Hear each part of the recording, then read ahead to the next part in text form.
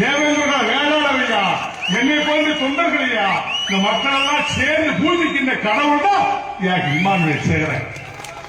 தேவேந்திர சமுதாய வீரமிக்க சமுதாயம், சேர சோழ பாண்டிய வர்க்கத்திலே பிறந்த என் குலம்.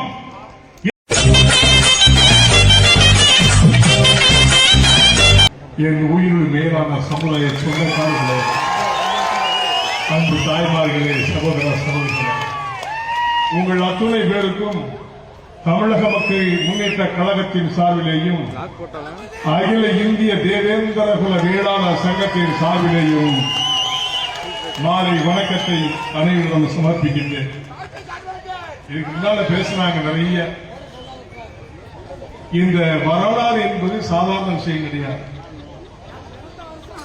கிட்டத்தட்ட 45 வருஷத்துக்கு முன்னால நான் பகுதிகளெல்லாம் சுற்றுப்பயணம் வரும்பொழுது அப்பவே நான் சொன்னேன், நான் எஸ்சி கிடையாது, என்னை பார்த்தா தெரியுதான்னு கேட்டேன், தெரிஞ்சு கேட்டேன். அப்பவே கேட்டேன், இப்ப நான் கேட்கிறேன், நான் எஸ்சியே கிடையாது, தேவேந்திர குல. சத்தமா சொல்லணும், எங்க கேட்கணும், சென்னைக்கு கேட்கணும். யாருக்கு முதலமைச்சர்? நம்ம எல்லாம் யாரு? இந்த மக்கள் எல்லாம் சேர்ந்து பூஜிக்கின்ற கடவுள் தான் இம்மானுவேல் சேகரன். தேவேந்திர குல வேளாளர்கள் அரசாணை பெறுவதற்கு எவ்வளவு கஷ்டப்பட்டோம். எத்தனை பள்ளர்கள் பல பிரிவுகளாக கிடந்தோம். ஒவ்வொரு பகுதியும் பல பிரிவுகள். ஆட்ட பள்ளம், அம்மி பள்ளம், கோழி பள்ளம், ஜோலி பள்ளம், கணக்க பள்ளம், மூப்பு பள்ளம், இடைய பள்ளம், கணக்க நிறைய பள்ளம். நான் அப்பவே சொன்னேன், நம்ம எல்லாம் ஒரு தாய் பெற்றிருந்த தேவேந்திர குல வேளாளர் அப்படின்னு சொன்னேன். அப்ப நம்மளே அதை கேள்வி பண்ணலாம். என்ன சொன்னா, என்னையா தேவேந்திர குல வேளாளர் புதுசா ஒரு கதை சொல்றாருன்னு சொன்னா, இனி ஒட்டுமொத்த தமிழ் சமுதாயம் தேவேந்திர குல வேளாளர்களாம் ஒன்றா சேர்ந்து 7 முற்பிரிவுகளை உள்ளடக்கி அரசாணை நம்ம கொடுத்தாங்க. யார் கொடுத்தா? யார் கொடுத்தா? பாரத பிரதமர் மோடி அவர்களால் கொடுக்கப்பட்டது. சும்மா ஒண்ணு கிடைச்சல. நம்ம எல்லாம் போறோம், நீங்கள் நானும் போராடணும். இதை தேவேந்திர குல வேளாண் வச்சுட்டோம். அதான் திரு நரேந்திர மோடி அவர்களால் அழைக்கப்பட்டது என்பதை பெருமையாக சொல்லிக் சமுதாயத்தை சீர்குலைப்பதற்காக வருகின்ற கூட்டங்கள் நிறைய. இப்ப கிட்டத்தட்ட ஒரு அமைப்பு, தேவேந்திர குல அமைப்பு கிட்டத்தட்ட ஒரு 100 அமைப்பு இருக்கும் நினைக்கிறேன். சமுதாயத்தை கூறு போட வேண்டாம். தேவேந்திர சமுதாய வீரமிக்க சமுதாயம், சேர சோழ பாண்டிய வர்க்கத்திலே பிறந்த என் குலம். காரணம், ஆற்றுப்படுகிற அனைத்து இடங்களிலும் விவசாயம் செய்கின்றவர்கள் அனைவரும் தேவேந்திர குல வேளாளர்கள். நல்ல மூச்சுகிறார். இந்த தேவேந்திர குல வேளாளர் மட்டும்தான் விவசாயத்தை முக்கியமா இருந்தாங்க. ஒட்டுமொத்த சமுதாயத்தில் இருக்கிற அனைவரும் விவசாயிகள், உழைக்க பிறந்தவர்கள். இதையெல்லாம் அடித்து நொறுக்க வேண்டும் என்று சொன்னால் சமத்துவம் வளர வேண்டும். சமத்துவம் என்று சொன்னால் ஜாதி மத பேரவின்றி நாம் எல்லாம் ஒன்று, ஒரு தாய் மக்கள் என்று சொல்லக்கூடிய நிறையை உருவாக்க வேண்டும். அதை தான் தமிழக மக்கள் முன்னேற்ற கழகம் விரும்புகிறது. சமத்துவத்தை உருவாக்க வேண்டும். நாங்கெல்லாம் எஸ்சி கிடையாது, பட்டியல இருந்து வெளியில போறோம். நம்மளாம் எஸ்சியா? எவனாவது சொன்னா அவ்வளவுதான் சொல்லிட்டேன். நாட்டு அதிகமா இருக்கு. நான் எஸ்சி கிடையாது, நான் பல திருப்பு மீட்டிங்ல சொல்லிருக்கேன். நம்ம எல்லாம் எஸ்சி கிடையாது, எவனா சொன்னா ஒத்துக்கிறாங்க. நாம் தேவேந்திர குல சாதாரண ஆள் கிடையாது. எந்த வம்சத்துல வந்தவங்க எல்லா கோயிலையும் பரிவட்டம் இருக்குது, திருச்செந்தூர்ல பரிவட்டம் இருக்குது.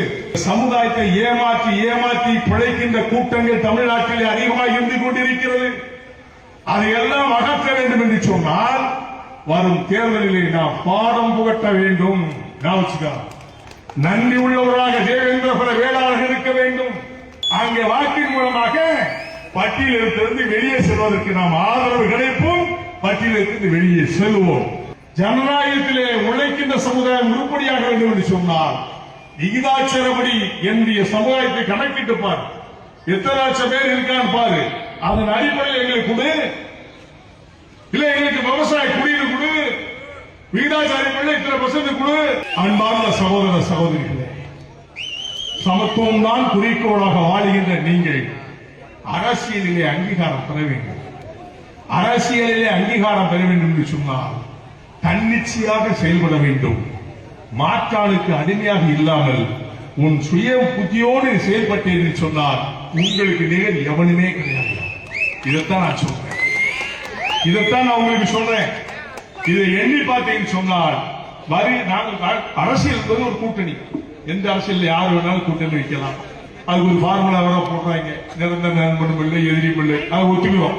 ஆனா யார் செய்வார்கள், இது மக்களுக்கு யார் கொண்டாட்டுவார்கள், என்ன சேவைகள் செய்யப்படும், எந்த ஆட்சி வந்தால் நல்லா இருக்குன்னு சொல்லி இருக்கிற பொதுமக்களை சிந்திச்சு பார்த்து ஓட்டு போடுங்க. சமத்துவம் பெருக வேண்டும் என்று சொன்னால் சாதனை படைக்க வேண்டும். சாதனை படைக்க வேண்டும் என்று சொன்னால் நாம் பட்டியலிருந்து வெளியே செல்ல வேண்டும். தேவேந்திர குல வேளாளர்கள் உண்மையுள்ளவராக இருக்க வேண்டும். ஏமாந்த காலம் எல்லாம் அந்த காலம். இனிமேல் ஏமாற வேண்டியவர்கள் நாம் அல்ல, ஏமாற்றுவர்களை நாம் துரத்தி அடிக்கின்ற காலமாக நீங்கள் நிச்சயமாக வர வேண்டும். இந்த பரமக்குடி தொகுதியில் நிற்கன்னு சொல்லி நம்ம தம்பி சொன்னாப்புல, யாரை தேசிய ஜனநாயக கூட்டணியிலிருந்து நிறுத்துறாங்களோ அந்த தொகுதியில் நிற்கிறது ஜான் பாண்டியன் அப்படின்னு எத்தனை தொகுதியாக சரி, யாரை விரலிட்டு சொல்லி பரமக்குடியில நானா இருக்கலாம், நீங்களா இருக்கலாம், இல்ல வேற இன்னொருத்தரா இருக்கலாம், யாராக இருந்தாலும் வெற்றி பெற வைக்க வேண்டிய எண்ணம் குறிக்கோள் நமக்கு உண்டு. அதில் நீங்க எல்லாம் திறம்பட செயல்பட வேண்டும். தமிழகம் முழுவதும் பம்பரமாய் சுழன்று நாம் வெற்றி வாகை சூடி சமத்துவத்தை பெருக்குவோம், சமாதானத்தை உருவாக்குவோம். பட்டியலிருந்து சத்தமா தான் சொல்லுங்களேன். வெளியில போறோம், பொண்ணு உழைக்க, நீங்க சொந்தக்காரி, நீங்க உழைக்கிறாங்கல்ல, மத்த பெண்ணுக்கு போய் நிக்க கூடாது. 50 வருஷத்துக்கு முன்னால வரும்போது இருந்த காலம் வேறு. நான் அப்படியே வருவேன், காரில் பயணம் வருவேன், அப்ப வாடகை காருக்கு வருவேன். கிராம மக்களை பார்க்க என்னைய பார்த்து ஓடினவங்க எல்லாம் நம்ம ஆள் தனியா இருக்காங்க. வாட்ட சாட்டமா மார்க்கம்பு மாதிரி, நான் கொஞ்சம் ஒண்டியா இருப்பேன், கொஞ்சம் பரவாயில்ல. அவரை என்ன வார்க்கம்பு மாதிரி இருக்காங்க. சரி சாந்தா ஜான்பாண்டி எங்கிறாங்க, தேவேந்திர குலங்கிறான், இதை பார்த்தா அப்படி தெரியலம்மா, இல்ல பார்த்து. அப்பதான் கிராமமா வந்த அந்த ஒவ்வொரு பகுதியா வந்து மக்கள்கிட்ட உட்கார்ந்து அந்த புளிய மரத்துல தான் நம்ம பட்டா போட்டு உட்கார்ந்து பேசிக்கிட்டு இருப்பாங்க, சட்டை எல்லாமே. அங்க போய் உட்கார்ந்து பேசுவேன், பேசிக்கிட்டு சொல்லுவேன், நான் உங்க சாதிக்காரையா சொந்தக்காரன், டீசல் கார் கூட ஒரு பேர் தரமாட்டாங்க, ஓசில ஒரு கார் எடுத்துட்டு வந்து உங்களை பாக்க இருக்கு. அப்பதான் நான் சொன்னேன், இந்த கொடியெல்லாம் ஏத்துங்க, குடியெல்லாம் வைக்கீங்க, இது சிவப்பு வச்ச கொடி, நம்ம குடி, இந்த கொடியை ஏத்துங்கன்னு சொன்னேன். அப்ப ராமநாதபுரத்துல பூரா பெரிய புரட்சி ஆச்சு. நான் ஒவ்வொரு கொடியேற்றி வருவேன். அப்படி ராமநாதபுரம் மாவட்டமே கொடியேற்றி பச்சடி வீசி பறக்க வைத்து ஒய்யாள நடையிலே பறக்கின்ற சமுதாயம் எந்த ஊரு எனக்கு அண்ணன் சிக்கல் அப்படின்னா, சரி சிக்கல் நம்ம ஆட்கள் கிராமங்கள்லாம் காட்டுவியான்னு, நம்ம ஆட்கள் கிராமம் நிறைய இருக்குன்னு கூட்டிட்டு போறான். அவன் யார் தெரியுமா? சிக்கல் கணேசன். அப்பவே பேர் வச்சேன், சிக்கல் கணேச பாண்டியன் பேர் வையாங்க. அன்றிலிருந்து அவனுக்கு சிக்கல் கணேச பாண்டியன் பேர் வச்சாயா. அப்படி நிறைய பாண்டியமாருக்கு பேர் வச்ச எல்லா பேரும் தலைவராயிட்டாங்க. இது வரலாறியா, சும்மா இல்ல. சமுதாய புரட்சி என்பது சாதாரண விஷயம் அல்ல, சாதாரண விஷயம் அல்ல. அதே மாதிரி கமுதி பக்கத்துல போன வெள்ளையாபுரத்துல இருந்து கோப்படப்பட்டி வரைக்கும் எல்லா கிராமங்களும் போவேன். எல்லா கிராமத்து மக்களையும் எழுச்சி மகிழ்ச்சி உருவாக்கிச்சு. சிகப்பு பச்சை சிகப்பு பச்சை சிகப்பு பச்சை. அப்படி வளர்ந்த என்னுடைய கிராமம் தான் ராமநாதபுரம் மாவட்டம். மறக்க முடியாத நாட்கள். யார் யாரெல்லாமோ விளையாட்டு போட்டு பேசலாம். அன்றைக்கு செய்த சேவையில இன்னைக்கு நம்ம ரோட்ல அப்படி முண்டாஸ் கட்டி போறான்னு அதை பார்த்து நான் ரசிக்கிறேன். ஆஹா, என் சமுதாயம் வளர்ந்து விட்டது. மாறுவது ஒன்றே ஒன்று வேண்டும், சமத்துவம் மட்டும் தேவை என்று சொன்னார். இனிமேல் நமக்கு நீங்கள் யாரும் இருக்க முடியாது என்ற சரித்திரத்தை உருவாக்க முடியும். அதற்கு சமத்துவம் தேவை. அதுக்கு தான் நான் நீங்க உங்களை பார்க்க மனிதனை மனிதன் மதிக்க வேண்டும். இன்னைக்கு அந்த ஜாதி சண்டை கிடையாது, எல்லாரும் நண்பர்களா இருக்காங்க. எனக்கு எல்லா ஜாதிக்காரும் இருந்த பூரா நீங்க நண்பர் சகோதரர்களா இருக்காங்க. அது ஒரு காரணம். இப்ப மாறிடுச்சு. நாங்களாம் அண்ணலத்தியா இருக்கோம், எங்களுக்கு வேற்றுமை கிடையாது, ஒற்றுமையா இருந்துகிட்டு இருக்கோம். இதை சீர்குலைப்பது யார்? சமத்துவத்தை விரும்புகின்ற மக்கள், என்னுடைய மக்கள். அடிமை என்பதை உடைக்க வேண்டும் என்று இந்திய மக்கள் அடிமை விலங்கை உடைத்தாகிவிட்டது. எஸ்சி என்பதை மட்டும் எடுத்து விட்டீர்கள் என்று சொன்னால் நாம் சமத்துவத்தோடு வாழுவோம். அதுக்கு நீங்க தயாரா இருக்கீங்கல்ல? அப்பேற்பட்ட சமுதாய சொந்தங்களே, எண்ணி பாருங்கள். சீர்குலைந்த சமுதாயம், சீர்கட்ட சமுதாயம், சீர்நிறுத்தி வாழ்கின்ற என் சமுதாயம். நாம் யார் என்பதை இந்த அரசு தேர்தலிலே காட்ட வேண்டும். நான் உங்களை பார்ப்பதற்கு சந்திக்கிறது வருகிறேன். இந்த நிலையெல்லாம் மாற்றி மனிதனாக இருக்க வேண்டும்.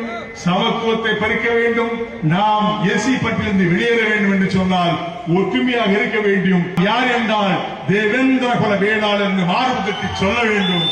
அதற்கு நீங்கள் எல்லாரும் ஒட்டுமொத்தமாக இருக்க வேண்டும் சொல்லி அன்பார்ந்த சகோதர சகோதரிகளே, பெரியோர்களே, பொதுமக்களே, உங்களை அன்பாக கேட்கிறேன். ஆட்சியினால் லாபம் அடைந்தீர்களா நஷ்டம் அடைந்தீர்களா என்பதை படுத்திருந்து சிந்தித்து உங்கள் வாக்குகள் அழியுங்கள். நீங்கள் எல்லாம் மகிழ்ச்சியோடு எழுச்சியோடு வந்தீர்கள். உங்களை பார்த்ததில் மற்ற மகிழ்ச்சி. மீண்டும் நாம் தேர்தலில் சந்திப்போம். யார் என்பதை நிரூபம் என்று கூறி அஞ்சாதீர், யாரிடமும் ஆள வேண்டும் மனமையால், துஞ்சாதீர், யாரிடம் துணை வேண்டும் கெஞ்ச வேண்டாம். வாழ்க என்னுடைய மக்கள், வளர்க சமத்துவம் என்று கூறி முடித்து கர்மல் காஜ்பாண்டி அருமையான ஒரு பொம்பளை பிள்ளையை பற்றி கையில் கொடுக்கிறாரு.